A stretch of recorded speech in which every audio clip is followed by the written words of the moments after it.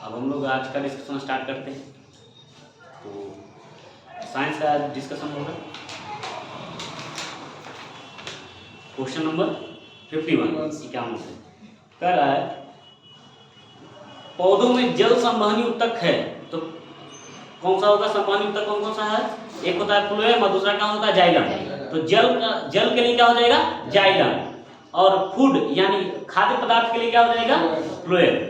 तो इसका सही आंसर क्या होगा? C number, xylem. ऐसे को हिंदी में बोलते हैं दारू कोशिका, है ना, दारू उत्तक। ठीक है, तो इसका सही आंसर सी था। अब देखिए इसमें दो तीन चीज और दिया हुआ है। एक तो फ्लोएम दिया, तो फ्लोएम से किसका परिवहन होगा?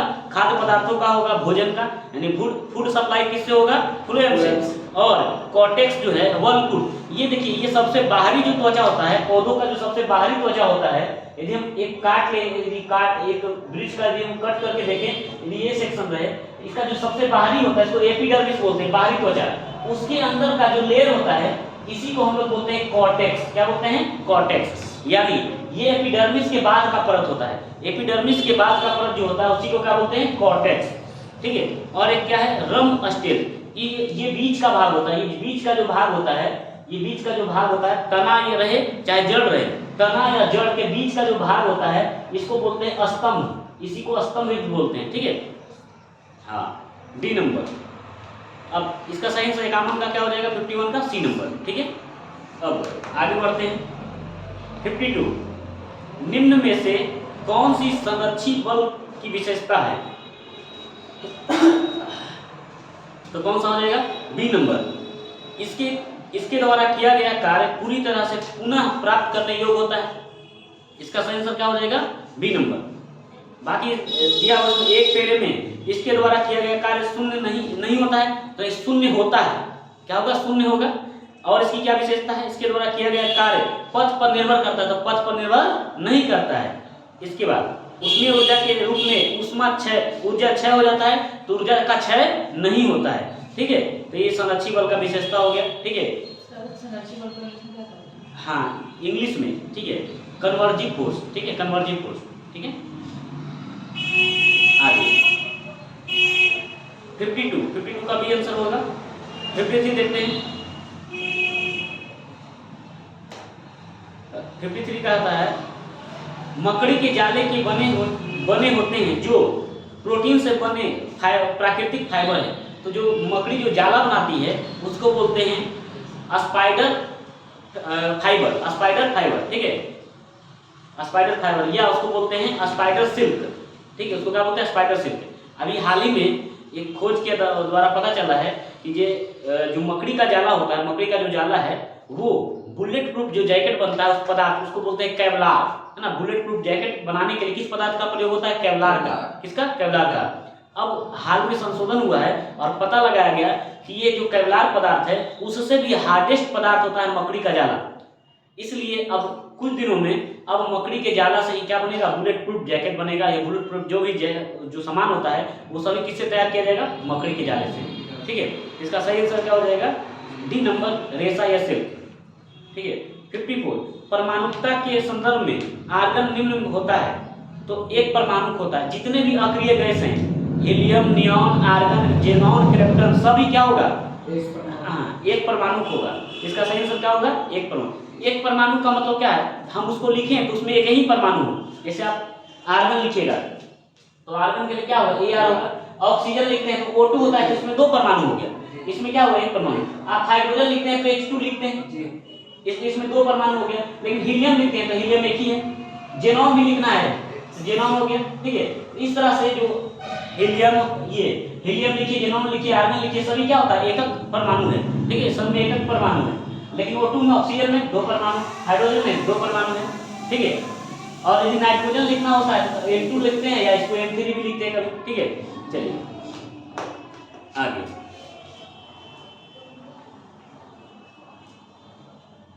55 नंबर देखते हैं। ओलोंग। ओलोंग क्या है? तो ओलोंग एक प्रकार का चाय है। ये चाय है ना, चीन का पारंपरिक चाय है। इसी से ग्रीन टी तैयार किया जाता है। ग्रीन टी और ब्लैक टी दोनों तैयार किया जाता है। ठीक है, चलिए इसको लिख लीजिएगा बगल में। कैनेलिया साइंसेसिस एक वृक्ष है। कैनेलिया कैनेलिया साइंसेसिस, इससे तैयार किया, इसी के पत्ती को सुखाकर, है ना, ये चाय तैयार किया था, इसका नाम क्या है, ओलोंग चाय। ठीक है, ओलोंग। ठीक है, अब आगे देखते हैं 56 फैराडे स्थिरांक है। तो फैराडे स्थिरांक होता है सार्वभौमिक स्थिरांक है, जैसे गुरुत्वाकर्षण नियतांक होता है ना सार्वभौमिक, इसी तरह से ये फैराडे होता है। और इसका एक फैराडे में होता है 96,500 कूलम। लिख लीजिए, एक फैराडे बराबर 96,500 कूलम। इसका मान हमेशा क्या होता है, सभी जगह एक जैसा होता है। हाँ, 96,500 कूलम, एक फैराडे बराबर 96,500 कूलम, ये हमेशा बराबर होगा, हर जगह बराबर होगा। और एक फैराडे का डेफिनेशन लिख लीजिएगा। फैराडे का डेफिनेशन क्या होता है, एक मोल इलेक्ट्रॉन में, एक मोल इलेक्ट्रॉनों में उपस्थित आवेशों की मात्रा, एक मोल इलेक्ट्रॉनों पर उपस्थित आवेशों की मात्रा फैराडे कहलाता है, या फैराडे स्थिरांक कहलाता है।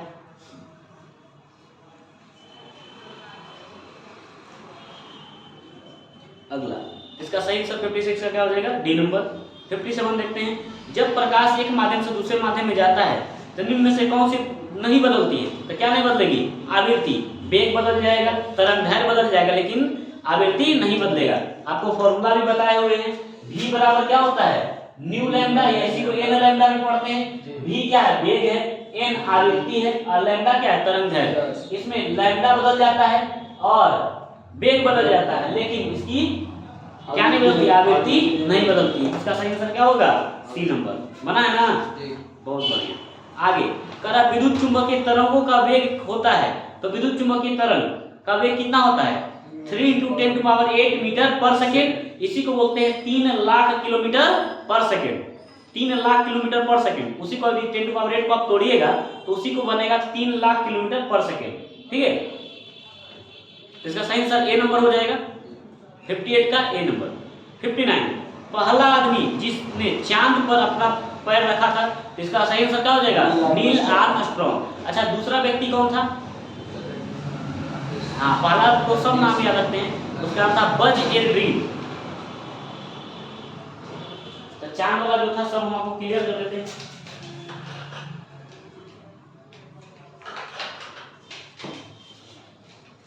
चांद पर जाने वाला का नाम हम सब क्लियर कर देते हैं, एक बार पूरा आप देखिएगा चांद पर जो गया है सबका। चांद का जो मिशन था वो अपोलो 11 से हुआ था, है ना, अपोलो 11 यान से गया था। ठीक है, इसमें कितने व्यक्ति थे, 3 व्यक्ति थे। कितने थे, 3। पहला नील आर्मस्ट्रॉन्ग, दूसरा जो था बज एल्ड्रिन था, दूसरा का नाम क्या था, बज एल्ड्रिन, और तीसरा जो था माइकल कोलिन था, माइकल कोलिंस, है ना, माइकल कोलिंस। तो पहला नील आर्मस्ट्रॉन्ग हो गया, दूसरा बज एल्ड्रिन हो गया, बज एल्ड्रिन, और तीसरा जो था वो था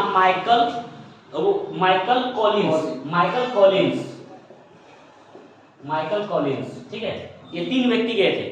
ठीक है, और कब पहुंचा था, तो ये गया था 20 जुलाई 1969 को। 20 जुलाई 1969 को इंसान ने चांद पर पहला कदम रखा था। ठीक है, ये किसका मिशन था, अमेरिका का। ठीक है, अमेरिका का। ये यान किसका था, अपोलो 11, अमेरिका का। ठीक है, तो ये हो गया क्लियर। चलिए आगे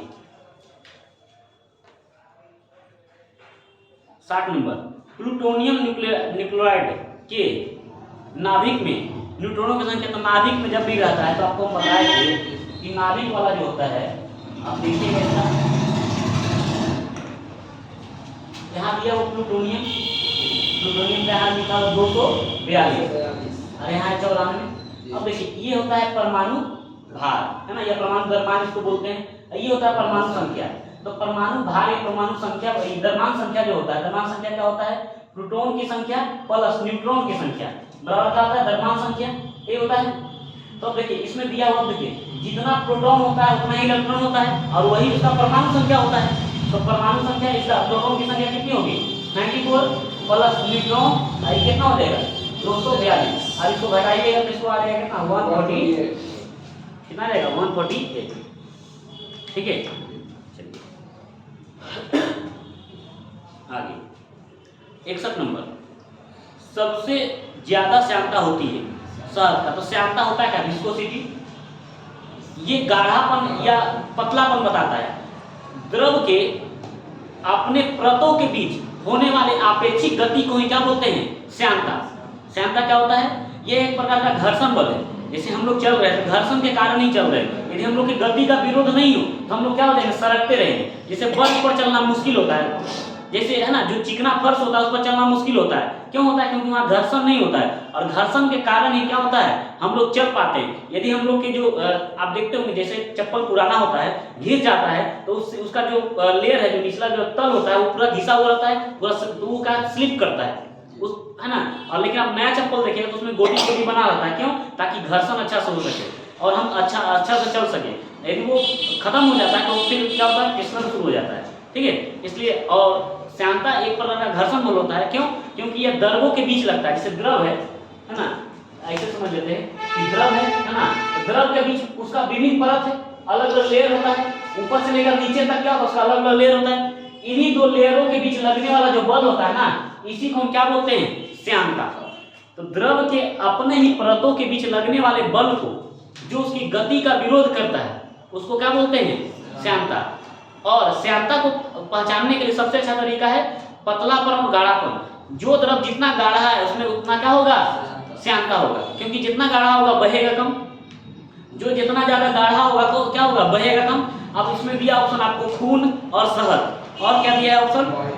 और वायु दिया है और जल दिया है। तो जल, वायु और खून और शहद में सबसे ज्यादा गाढ़ा कौन है?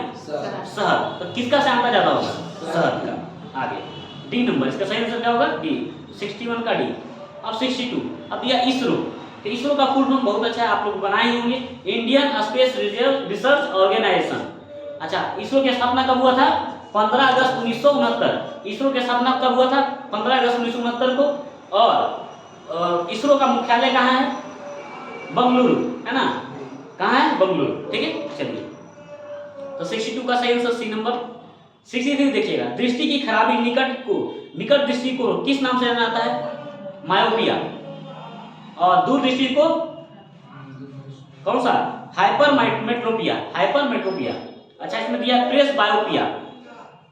ठीक है, तो ये हो जाता है कौन सा? जरा दृष्टि दोष। जरा दृष्टि दोष को क्या बोलते हैं? प्रेस बायोपिया। इसमें क्या होता है? दोनों, ना दूर का ना नजदीक का, दोनों नहीं दिखाई देता है। अगला जो है मोतियाबिंद, इसमें क्या होता है? कुछ भी दिखाई नहीं देता है। इसमें क्या होता है? कोई भी चीज क्या होता है? बिंदुवत दिखाई देता है। इसी को क्या है ना, उसको बोलते हैं अबिंदुकता। और मोतियाबिंद में क्या होता है? आप देखिएगा, जिसको मोतियाबिंद हुआ रहेगा उसका जो आंख है ना, उस पर क्या होगा? वो व्हाइट लेयर आ जाता है। जिसको मोतियाबिंद होता है उसका क्या होता है? आंख पर क्या होता है? व्हाइट लेयर आ जाता है। अंदर का जो लिक्विड है आंख पर, जो आंख का लिक्विड अंदर में होता है, वो क्या होता है? बाहर आ जाता है और जम जाता है धीरे धीरे। इससे क्या होता है? लेंस पर धीरे धीरे वो जमने के कारण, अब देखिए शीशा है, शीशा से आप आर पार तभी देख पाएंगे जब वो पूरा साफ रहेगा। आप उस पर मोमबत्ती गिरा दीजिए, मोमबत्ती का जैसे से गिरेगा तो आपको उधर दिखाई देना कम दिखेगा। इसी तरह से हम लोग का जो आँख का द्रव है वो बाहर आते जाता है और आँख का जो लेंस है उस पर बैठते चल जाता है, इसी कारण दिखाई नहीं देता। तो बूढ़ा बुजुर्ग को देखे होंगे, सुनते, तो उनको क्या होता है? धीरे धीरे कम दिखाई दे रहा है और वो क्या होता है? मोतियाबिंद होता है। ठीक है। 64, एक वस्तु का भार पृथ्वी की सतह पर मापने पर 100 न्यूटन आता है, इसका भार चंद्रमा की सतह पर मापने पर कितना होगा? इसका कितना होगा?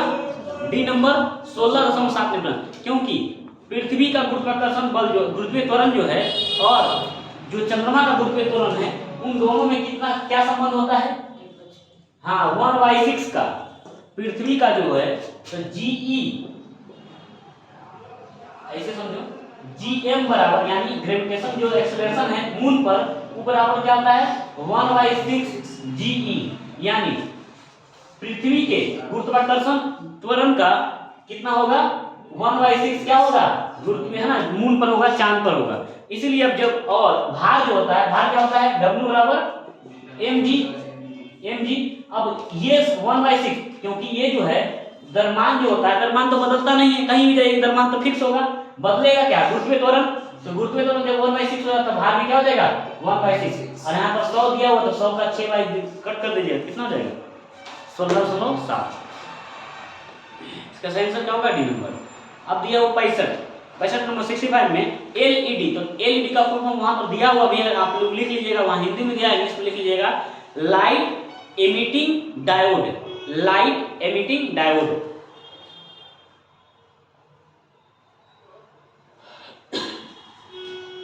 इसका सही आंसर होगा, इसका जो इसमें पूछ रहा है कथन गलत, कौन सा कथन गलत है, इसमें को हो जाएगा सी नंबर, एलईडी पारा प्रयुक्त, एलईडी में पारा प्रयुक्त होता है, ये गलत बात है, एलईडी में पारा का प्रयोग नहीं होता है, ठीक है, बाकी सब सही है। 66 देखिए, सौर भट्टी में प्रयुक्त होता है, तो अवतल दर्पण, आपको बताए थे अवतल दर्पण का काम क्या होता है, किरणों को संश्लेषित करना, किरणों को एक जगह एकत्र करना, इसलिए सौर भट्टी में जब ज्यादा से ज्यादा सूर्य के प्रकाश क्या होगा, एकत्र होगा, तभी तो वो क्या होगा, उसको अधिक उष्मा दे पाएगा और वहां क्या होगा, जलेगा वो, ठीक है, वो अधिक ताप उत्पन्न कर पाएगा, इसका सही आंसर क्या होगा, बी नंबर, अवतल दर्पण। 67 सौर मंडल का सबसे चमकदार ग्रह कौन है, शुक्र, और शुक्र को ही क्या बोलते हैं, पृथ्वी का जुड़वा बन बोलते हैं, इसी को सांझ का तारा, भोर का तारा भी बोलते हैं, पृथ्वी को नीला ग्रह बोलते हैं। आपका है ना 68 देखते हैं, अति सूक्ष्म वस्तुओं को देखने के लिए किसका प्रयोग किया जाता है, माइक्रोस्कोप, किसका प्रयोग करते हैं, माइक्रोस्कोप। अच्छा, इलेक्ट्रोस्कोप किसको देखने के लिए करते हैं, तो आवेश है ना, आवेश की मात्रा को मापने के लिए इलेक्ट्रोस्कोप का प्रयोग करते हैं, आवेश की मात्रा लिख लीजिए, आवेश की मात्रा मापने के लिए, और इसमें दिया स्पेक्ट्रोस्कोप, तो वर्ण क्रम, रंग के क्रम को मापने के लिए या रंग पट्टी के क्रम को मापने के लिए हम किसका प्रयोग करते हैं, स्पेक्ट्रोस्कोप का। और स्टेथोस्कोप आला जानते ही हैं, स्टेथोस्कोप, इससे क्या होता है, रक्त प्रवाह का ना परीक्षण करते हैं ना, रक्त प्रवाह की जांच करते हैं या रक्त संचार की जांच करते हैं। अब 69 देखिए, कह रहा है भारत द्वारा हाल ही में प्रक्षेपित किए गए अंतरिक्ष यान चंद्रयान 2 के एक भाग लैंडर का नाम क्या है, तो देखिए दो चीज है, एक है इसमें, एक होता है लैंडर और दूसरा होता है रोवर, दो चीज होता है। लैंडर का काम है बस है ना, उसको लैंडर का मतलब सिंपल सा जानिए, अंतरिक्ष यान, लैंडर का मतलब क्या होता है, अंतरिक्ष यान, वो जाकर क्या होता है, वो उसकी सतह पर बैठ जाएगा, है ना, वो उसकी सतह पर है ना, वो बैठ जाएगा जाके, ठीक है, वो इसकी सतह पर जाके बैठेगा, वही उसको कहते हैं लैंडर, ठीक है, लैंडर। और एक होता है रोवर, रोवर जो होगा इस जो बक्सा नुमा बना हुआ है इससे बाहर आएगा और वो घूमेगा उसकी सतह पर, जिस ग्रह पर भेजना है, जिस खगोलीय पिंड पर भेजना है, वो क्या करेगा, वो घूमेगा, वो हर जगह पर जाएगा, जैसे जमीन पर हम लोग चल रहे हैं, जैसे गाड़ी वगैरह चल रहा है ना, वैसे ही घूम घूम कर वहां का बारे में, वहां का फोटो वगैरह सब भी वहां भेजेगा, जो भी वहां चीज होगा वो सभी चीजों को भेजने का काम कौन करता है, रोवर। तो दो चीजें, लैंडर का काम केवल सतह पर जाकर रुक जाना है, और रोवर वहां घूम घूम कर क्या करता है, वहां के बारे में भेजता है, न्यूज भेजता है नीचे, ठीक है। तो देखिए लैंडर जो था वो कौन था, विक्रम, और रोवर जो था प्रज्ञान। हाँ, तो 69 का सही आंसर ए नंबर होगा, विक्रम। आपसे पूछेगा लैंडर, तो लैंडर कौन था, विक्रम, और रोवर कौन था, प्रज्ञान, इसमें देखिए लिखा हुआ प्रज्ञान। तो रोवर जो होगा, यदि आप भूल जाते हैं चीज को तो याद रखिएगा, सीधा सीधी, जो ज्ञानी आदमी होता है बेचारा को है ना, ज्ञानी आदमी को ज्ञान एक जगह नहीं प्राप्त होता है, उसको घूम घूम कर ज्ञान प्राप्त करना पड़ता है, तो जो घूमेगा वही तो उसको क्या बोलेंगे, प्रज्ञान, है ना, ज्ञानी। इसलिए प्रज्ञान जो था क्या था, रोवर था, और रोवर का काम क्या होता है, घूम घूम कर वहां से न्यूज लेना और उस न्यूज को क्या करना, भेजना, ठीक है, तो याद रहेगा। आगे 70 कह रहा है अल्ट्रासोनिक तरंगे, अल्ट्रासोनिक जो तरंगे होती है वो कौन सी होती है, तो देखिए आवृत्ति के आधार पर तीन तरह से है ना ध्वनि को बांटा गया है, ध्वनि तरंगों को जो है तीन तरह से बांटा गया है आवृत्ति के आधार पर।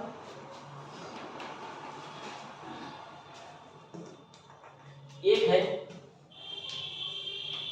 20 हर्ट्ज से नीचे, एक है 20 हर्ट्ज से 20,000 हर्ट्ज, इसी को 20 किलो हर्ट्ज भी बोलते हैं, और एक है 20 किलो हर्ट्ज से ऊपर, ठीक है। तो ये जो होगा इसको बोलते हैं इंफ्रासोनिक, क्या बोलते हैं, इंफ्रा या अवसरप तरंगे। ये होता है, इसको बोलते हैं ऑडिबल, है ना, ऑडिबल वेव्स, या इसी को बोलते हैं ऑडिबल, है ना, ये ध्वनि, ठीक है। ये हो जाएगा कौन सा, ये था इंफ्रासोनिक, ये था ऑडिबल वेव्स, और ये जो हो जाएगा अल्ट्रासोनिक, यानी 20,000 किलोहर्ट्ज से अधिक जो होगा वो क्या हो जाएगा, 20,000 किलोहर्ट्ज से अधिक क्या हो जाएगा? अल्ट्रासोनिक। ठीक है, इसी को प्रश्रव्य ध्वनि, इसी को क्या बोलते हैं? प्रश्रव्य ध्वनि। और मनुष्य के सुनने के लिए कौन सा चाहिए? मनुष्य को चाहिए ऑडिबल साउंड, है ना? तो ये ऑडिबल साउंड कौन सा हो जाएगा? 20 हर्ट्ज से 20,000 किलोहर्ट्ज तक। ठीक है, तो ध्वनि को 3 रूपों में बांटा गया है आवृत्ति के आधार पर। 20 हर्ट्ज से नीचे, तो 20 हर्ट्ज से नीचे क्या हो जाएगा? इंफ्रासोनिक, है ना? इंफ्रासोनिक हो जाएगा। और 20 हर्ट्ज से 20,000 किलोहर्ट्ज या इस 20,000 हर्ट्ज तक जो हो जाएगा उसको बोलेंगे ऑडिबल साउंड। और 20,000 किलोहर्ट्ज 20 किलोहर्ट्ज जो है उससे अधिक जो होगा उसको बोलेंगे प्रश्रव्य ध्वनि या अल्ट्रासोनिक। ठीक है, अल्ट्रासोनिक। एक होता आप सुने होंगे गति के लिए मापा जाता है, एक है ना सुपरसोनिक, और एक आप सुनेंगे हाइपरसोनिक। तो वो क्या होता है? ध्वनि की गति से संबंधित है, उसको भी हम आपको बता देते हैं।